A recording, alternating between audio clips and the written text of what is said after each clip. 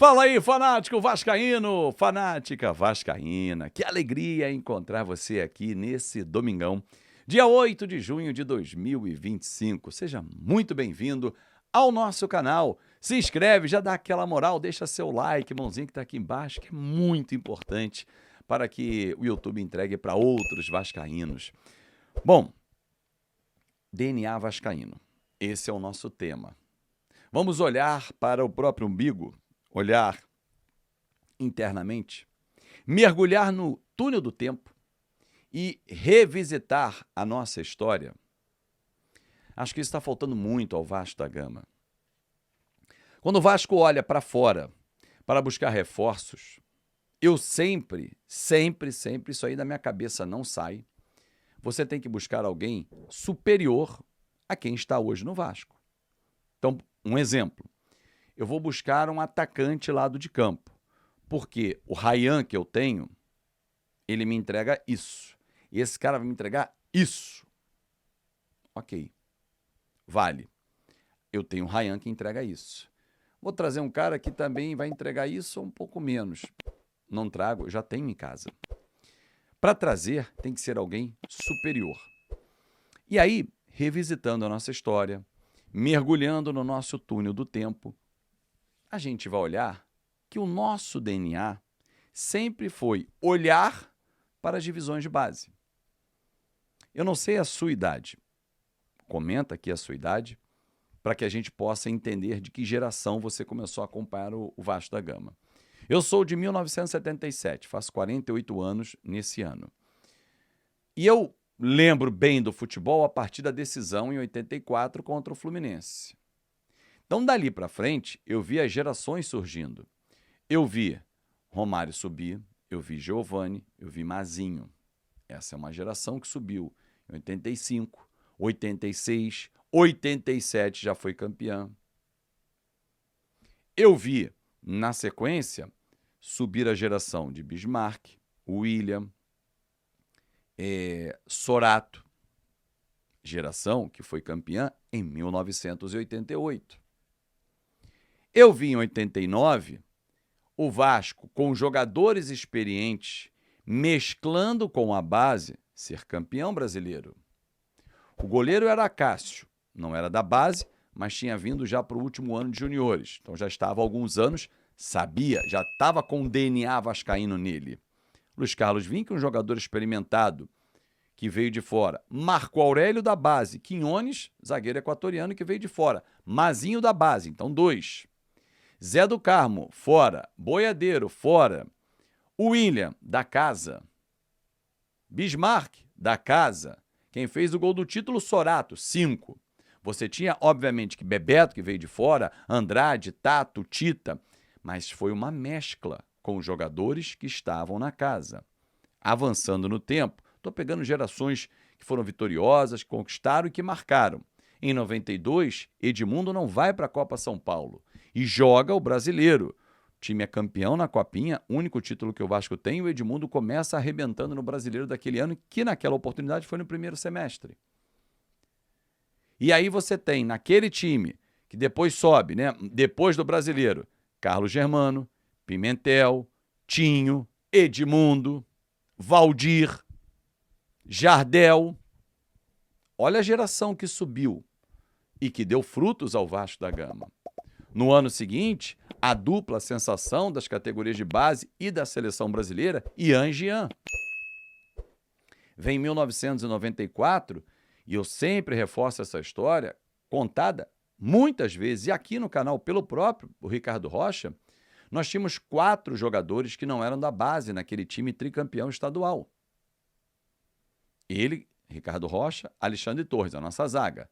Luizinho tinha chegado em 92, vindo do Botafogo, ele não era a base do Vasco. E o Denner. O Denner faleceu e o Luizinho estava suspenso na final. Então, na final, 9 eram da base.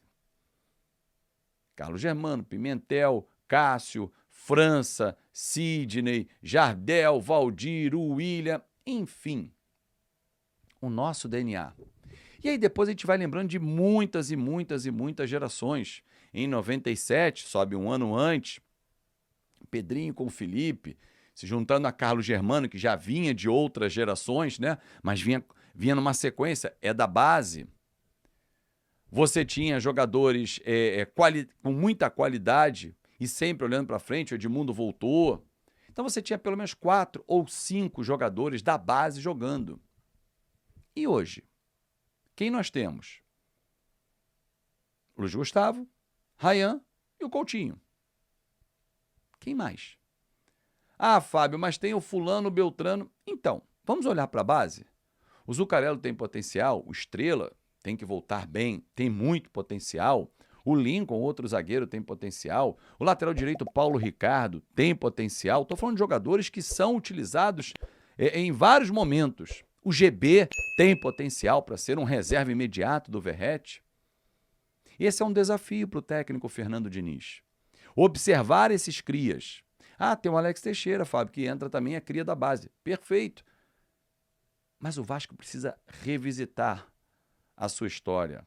Não é se reinventar, é revisitar, olhar para dentro. De boa, Lloyd Augusto, Jean Davi e Emerson Rodrigues, 3 atacantes. O Vasco não tem na base 3 atacantes que não precisem buscar ou gastar dinheiro com esses caras.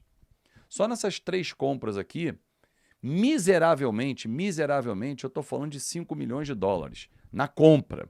Ou seja, quase 30 milhões de reais que você jogou no lixo, fora os salários. Um moleque da base que surja e você invista nele, que ele tenha potencial, que o Fernando Diniz, agora o treinador, saiba tirar esse potencial dele, explorar cada vez mais.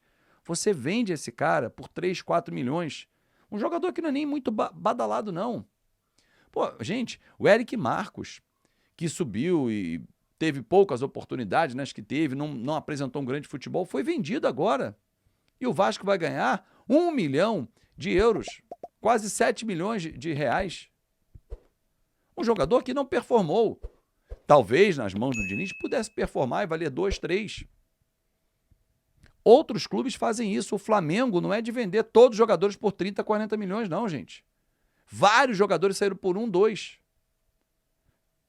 Mas não pode você queimar o seu ativo, não dar a chance para o seu ativo e trazer de fora jogadores que não são melhores do que os seus ativos, colocar os ativos para trás da fila e pagar alto salário para quem vem de fora e ainda comprar esses caras.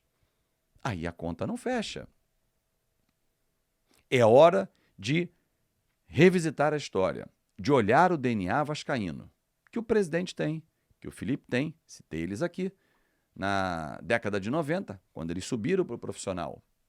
E poderia ter continuado, gente. Elton, Fábio, o Coutinho, Alex Teixeira, Souza, Alan, que hoje está no Botafogo, Allan Kardec, tantos outros que surgiram, Thales Magno, Paulinho. Gente, se eu ficar aqui enumerando, a lista é gigante. Porque o Vasco sempre foi um clube formador. Isso me foi dito uma vez pelo empresário do Felipe Coutinho, o Cacau Barbosa. Falou, Fábio, a base do Vasco é excelente. E todos os empresários adoram olhar para essa base, e os clubes também, porque sabem que lá formam jogadores de muita qualidade. E por que a gente não utiliza? Fernando Diniz está começando a observar um pouco mais de perto. Tem o Zuccarello, por exemplo, que ele consiga extrair o melhor e nós possamos utilizar o melhor nesse cenário. Um grande abraço, muito obrigado pelo seu carinho. Não esquece, hein? Votar no Prêmio Best. Vou fixar aqui os comentários para você deixar aquele seu voto, aquela sua moral lá para mim, porque dia 12 acaba a votação. A gente está subindo, graças a você. Vota lá, é rapidinho, e você dá aquela moral pro meu trabalho também. Influenciador de esporte, vamos chegar entre os 20. Um grande abraço, fiquem com Deus, um ótimo domingo e até amanhã no nosso Café Vascaíno, às 6 da manhã. Tchau, tchau.